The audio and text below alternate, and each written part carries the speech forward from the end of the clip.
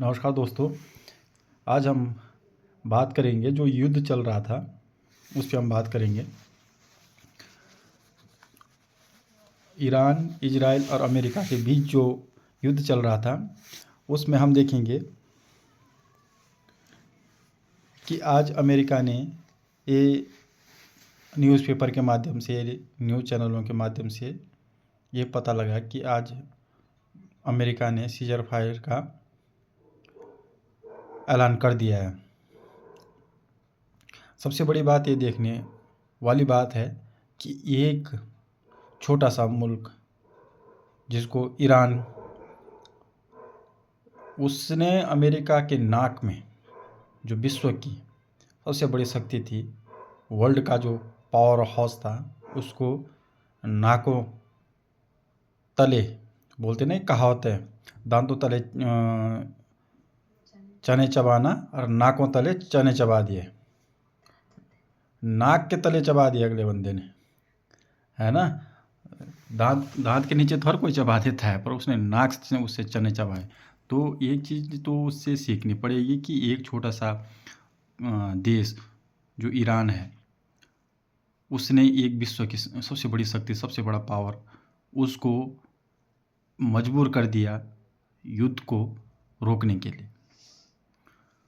और उस अमेरिका की तरफ से अलग अलग प्रकार के बयानबाजी हुई, अलग अलग प्रकार के जो भी उसके औजार थे, हथियार थे, सेना थी, सबको उसने चकनाचूर किया। सबसे बड़ी पावर ईरान की ये देखी कि वहाँ के लोग यूनाइट थे और वहाँ की पब्लिक एक अपने देश के प्रति समर्पित थी। वो गुलामी सहन नहीं कर सकते थे और गुलामी उनको मंजूर नहीं थी। वो मरना पसंद कर रहे थे, गुलामी पसंद नहीं थी। इसलिए ये युद्ध 35 से 40 दिन तक चला।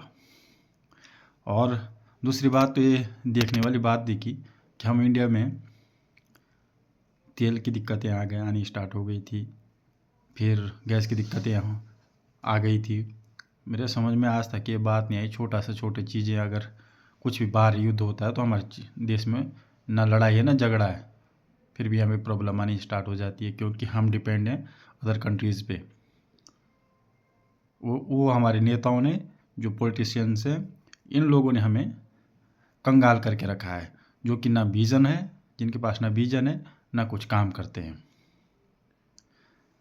ना ये कुछ तरह तरह के इवेंट कर लेंगे, तरह तरह के अरबों रुपए खर्च कर लेंगे, लेकिन अपने देश के नौजवानों के लिए या जो अपने देश के नागरिकों के लिए, वो अगर देश के लिए कुछ करना भी चाहें, पर लेकिन हमारे देश के नेता लोग और जो ऊंचे पदों पे बैठे हुए अधिकारी लोग ये नहीं चाहते कि ये काम में आए और हम आगे बढ़े। संपत्तियां बहुत ही नेताओं के पास है, अधिकारियों के पास है, पर लेकिन सबसे बड़ी संपत्ति थी वो था कि ऑयल हम अदर कंट्री से इंपोर्ट करते हैं, गैस हम अदर कंट्री से इंपोर्ट करते हैं, लेकिन छोटी सी मशीन जो होती है, सेमीकंडक्टर हो गया, कोई मशीनें हो गई, यहाँ तक गैस चूल्हे भी हम लोग खुद नहीं बनाते, तो बना क्या रहे हम लोग? हम लोग कुछ नहीं बना रहे। हम लोग छोटी से छोटी मशीनें खरीद रहे, तो चाइना हमें सप्लाई कर रहा है। कोई छोटी मशीन और कुछ करेंगे तो हमारा इंडियन का छोटा मोटा जो चीज़ दिखती है मार्केट में, बहुत कम मात्रा में दिखती है, क्योंकि यहाँ पे इतनी ज़्यादा जो होने चाहिए, जो मैन्युफैक्चर होना चाहिए, वो हो नहीं रहा, क्योंकि यहाँ पे एक तो महंगाई ज़्यादा होती है, जीएसटी ज़्यादा लग जाता है, जिसकी वजह से लोग अपना बिजनेस अदर कंट्री में सेटल डाउन कर रहे हैं। और यहाँ पे तो रिस्ट्रिक्शन ज़्यादा है। अगर कुछ खोल दो, किसी की उम्मीद होगी हम इस काम को करेंगे, तो उसके पीछे 10 लोग खाने वाले होंगे, 10 लोग उसको परेशान करने वाले होंगे,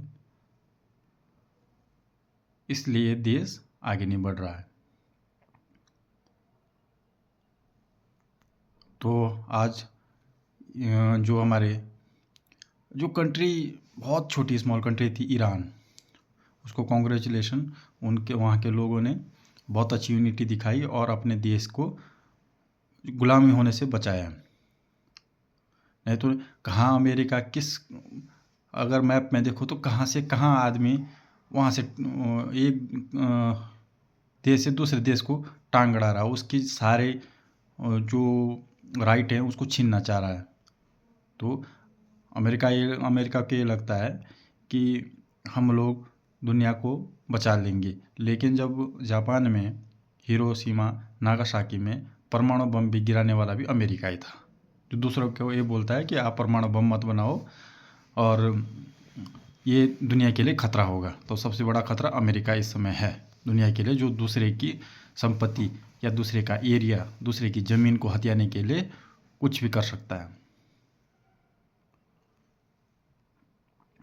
अब गैस किस हर कंट्री में, हर वर्ल्ड में, सब जगह कुवैत, अलग अलग कंट्री से गैस आता है, तेल आता है, जिसकी वजह से हमारे जो रिफाइनरी से कंपनियां हैं वो रिफाइन करके हमें सप्लाई करती हैं। बट लेकिन क्रूड ऑयल ना आने की वजह से काफ़ी ज़्यादा प्रॉब्लम्स आनी स्टार्ट हो गई थी। और आज फाइनल न्यूज़पेपर के माध्यम से या न्यूज़ चैनलों के माध्यम से हमने ये देखा कि अमेरिका ने सीजर फायर की घोषणा कर दी है। पर मैं तो यही कहूँगा कि वर्ल्ड की जो बिगेस्ट पावर थी उसको किस प्रकार से एक ईरान छोटी सी कंट्री ने हराया है, ये देखने वाली बात है। और काफ़ी सोच विचार करने वाली बात है। जो हर कोई देश, हर कोई कंट्री अमेरिका से डरता था, आज ईरान ने अमेरिका को घर में घुस के मारा है। जो धन बल हथियार सेना हर चीज़ में पावरफुल था, आज ईरान ने हर चीज़ से उसे डिफेम या पूरी तरह चारों खाने चित करना जिसको बोलते हैं, ख़त्म कर दिया। उसके जितने भी अच्छे से अच्छे जहाज़, अच्छे से अच्छे एयर डिफेंस सिस्टम सबको तबाह किया एक छोटी सी टेक्नोलॉजी, मिसाइल्स और ड्रोन से। और अमेरिका के पास F-15 था, जो जहाज़ थे जो जिनका दावा ये था कि इनको रडार भी नहीं पकड़ सकता, एक ड्रोन पकड़ रहा था। धन्यवाद।